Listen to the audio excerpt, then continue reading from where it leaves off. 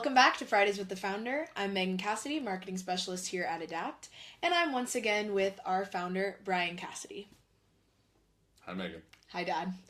And we heard all the feedback. We're in frame this time, so you can actually see our smiling faces. Hey, we have to adapt constantly. We have to adjust. There's a lot to get in the frame here, so she's learning.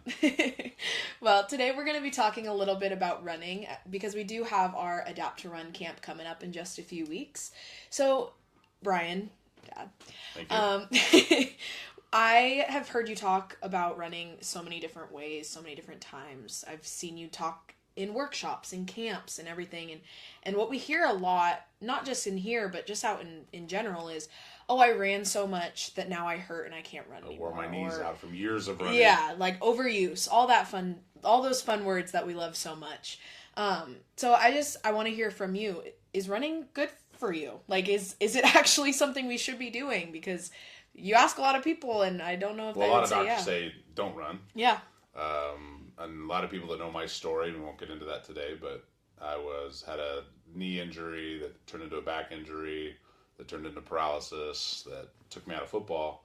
And the first thing the doctor told me is, you should never run again because of the nature of my spine. So my logic was to run the Portland Marathon that very year. So absolutely. That, to me, that makes perfect sense. The doctor says, don't run. I ran a marathon. So when we look at running, it's how our bodies are designed to move. Running is the most natural form of both exercise and expression of how our bodies are in the best possible shape. When we're kids, we love to run. You know why we stop running? Because we're told to stop running. Don't run in the hallways. Don't run when you're holding scissors. Stop running. Sit down. Sit still. We're the only animal that's told to sit still. Well, the negative aspect of that is we lose the ability to run. So then when we go back to running again, because now we want to get in shape, or we have a midlife crisis, or the doctor tells you not to run anymore, and we start running, it hurts. And then we either survive that initial part, or we get injured.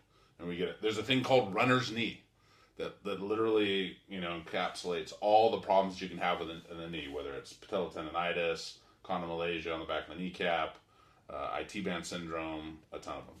The bottom line is, when your body can run with integrity, and we're going to have a whole episode on what integrity is, like when your body's running with the design, with the engineering, it's the best thing in the world for you. The problem is, and we'll talk about this another thing, it's kind of like eating meat, protein. Mm-hmm. The good protein is amazing for you. Eating bad protein, processed protein, is cancer food. So if you're running without integrity, if your body's not loading correctly into the joints, if your body's not fatiguing evenly so that you're not using the muscles in your lower leg more than your upper leg, I call those knee runners, with plantar fasciitis and shin splints and all the things that go with it, it feels amazing. So you have to build the tools to be able to run correctly. To me, it's the best test of how your body's feeling. What do you mean by that? So if I tell people, when I try to find out if they're active, mm-hmm. and a lot of people say, oh yeah, I'm very active. I go to the gym 3 times a week, and I go work out for 20 minutes, and I sit on machines. It's like, so 60 minutes cumulatively in a week, that's all you're moving. That's not very good. Even if you work out every day for 20 minutes or even 40 minutes for 24 hours, cumulative in 7 days, that's not very good. So I asked them, can you run a mile? Not gun to your head run a mile. It's like, when I say go run a mile, do you instantly go, oh crap, my knees hurt or my back hurts? You need to be able to run a mile without pain. You don't have to be the fast, but it shouldn't hurt. Nothing should hurt. And then you shouldn't hurt the next day or the day after that. That's the best sign that everything's working correctly. All the aspects of integrity and movement. Your muscles are strong enough to hold your body weight. You have enough range of motion to run with your hips and not use your back or your knees. You have enough strength to support and propel yourself forward from your hips and not your calves. So being able to run is one of the things we should be constantly training for without age. And it doesn't matter what the doctor tells you, because that's just the current state that he's looking or she's looking at you. Mm-hmm. Right now, you shouldn't run because it's bad for you. That doesn't mean running is bad. So you have to build the building blocks to be able to run. And that should be all of our goals. Mm-hmm. And the test is, no matter what our age is, can I go run a mile? And if you want to put in the work to do that, it's the best possible thing. That there's a reason that your body creates that endorphin rush called a runner's high. Because if your body can run with integrity, there's nothing better that you can do for your body. Okay, so running is good. When it's good. When it's good.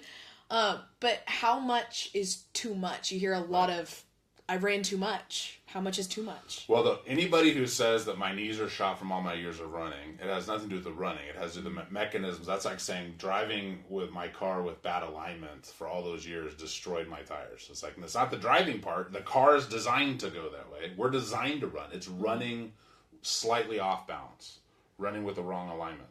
So the key is to run. I mean, if you go to a mechanic, you go to a doctor, you go to all these things. We are a pit crew. We're a mechanic for the body. Mm-hmm. If you're reintroducing your body back into running, you want to make sure someone's checking all the boxes saying, no, you have range of motion, you have sufficient strength, you have sufficient range of motion, you have endurance, you have all those aspects. And then you got to progress, because you might be able to run 3/4 of a mile with integrity, and then the last quarter of a mile you're running the wrong way because you're tired. So if you run too much without integrity, you're going to tear down and hurt yourself. That's abuse, not overuse. It's misuse and abuse, not overuse. All I have to say, go to a marathon. Watch how everyone looks in the first mile and watch how everyone looks in the last mile. They're not the same machine. They're fatiguing, they're cheating, and so how much of that marathon were they running the wrong way determines how detrimental that run was. So understanding volume when you run through an expert will make running benefit from you, but have someone else, because we're horrible judgments for ourselves. Yeah. We're either muscle heads and like, I'm just going to power through it, or we're totally soft and go, ow, it hurts and I don't want to run, or they told me not to run. So get an expert, and obviously we specialize in biomechanics and understanding how the body moves. But running is the best thing for you done under the right circumstances. Running is good. People are bad. Well, isn't that always the way? It is. All right. Well, tune in next week. We're going to talk a little bit more about Adapt to Run, and specifically what shoes you should be wearing. So that'll be coming up next week, and have a great rest of your day. Bye-bye. Thanks, Megan.